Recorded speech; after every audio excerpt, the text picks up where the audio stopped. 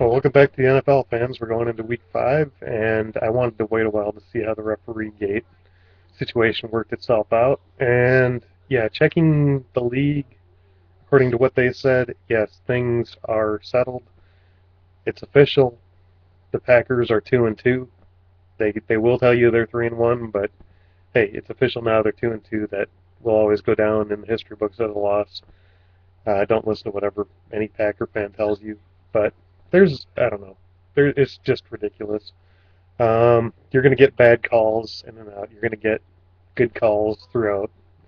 You know, everybody makes mistakes, especially replacement refs, and I don't think we should really hold it against them because they really tried their best, and they were really just out to earn their paychecks. I don't think they should be uh, chided for being less well at something when they were basically hired, right out of high school or whatever they were doing. But like I said, the NFL record books make the Packers 2-2, so hey, they're 2-2. Uh, Not too crazy about the Packer fans calling up the officials and making death threats. The Packer fans threatening to sue the NFL if the Packers don't make the playoffs, and so on and so forth. That's neither here nor there, but it's still wrong. The Packer fans protesting outside of Lambeau Field, I had a major problem with because guess what? You guys are the owners of your own team. You're only protesting yourselves. Anyway, on to the good news. The Bears are 3-1. They looked really solid against Dallas last night. There's a lot of great teams coming down the pipe in the NFL, and I think there's going to be a lot of great stuff happening with the league coming in the future. There's a lot of very good competing teams. The Arizona Cardinals are still solid. Um, the Minnesota Vikings are a surprise. They'd probably be able to give the Pack a run for their money too, as the Pack just barely beat the New Orleans Saints this past weekend, even with their officials back. There's just one thing after another happening, and really what we need to be aware of in the NFL is that nothing is for certain. The 15-1 Packers squad you saw last year was a farce. They lost their edge after they lost that playoff game, and I don't think that same team is coming back.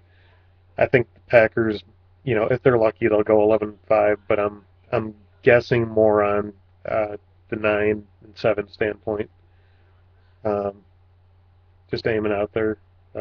It's just they don't look that solid. The offense isn't together, what have you.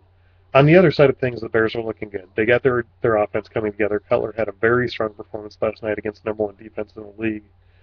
Well, not the number one defense anymore, thanks to the Bears, but the Dallas Cowboys, who had a strong defense, Cutler just tore them up. And the Bears defense just tore Dallas up. Absolutely ripped Tony Romo from limb to limb. I'm very, very excited about what the Bears have coming, and I'm looking forward to seeing what happens during the season. Lovie Smith says you play the season in quarters. First quarter, the Bears are 3-1. Doesn't matter who they lost to. Doesn't matter who they beat. They're 3-1. That's what matters. Anyway, we got a lot of good stuff to look forward to in the next quarter of the season. I think the Bears will be a definite contender. Um, they're going to have a tougher schedule coming down the road, but at the same time, I think their defense is going to step up and take care of things. The only way I see the Bears really breaking down is if their defense breaks down and allows teams to score 30 points a game, then the Bears are just done. But we should expect a lot from them. They should look pretty decent, and there should be a lot of good stuff going on. Tice has developed the offensive line. Devin Hester looks like a good deep threat now. Brandon Marshall has his game together. Alshon Jeffrey gets better with each passing week. Cutler is learning to settle down and relax. Going off on a segue with Jay Cutler, Cutler really is a quality quarterback. He just needs to have the right mindset because if you get into his mind, that's how he gets beat. Um, he's shown plenty. He's shown plenty of talent. He's shown plenty of poise, and he was really 7-3 before he got injured last season, and that just ruined the Bears season. Uh, it was because he was gone that the Bears did not make the playoffs. Him and the loss of Forte as well. But Forte's looking good as well, and uh, Michael Bush improving every week, and the entire offensive line seems to be getting better and gelling. Even Jamarcus Webb is showing some promise.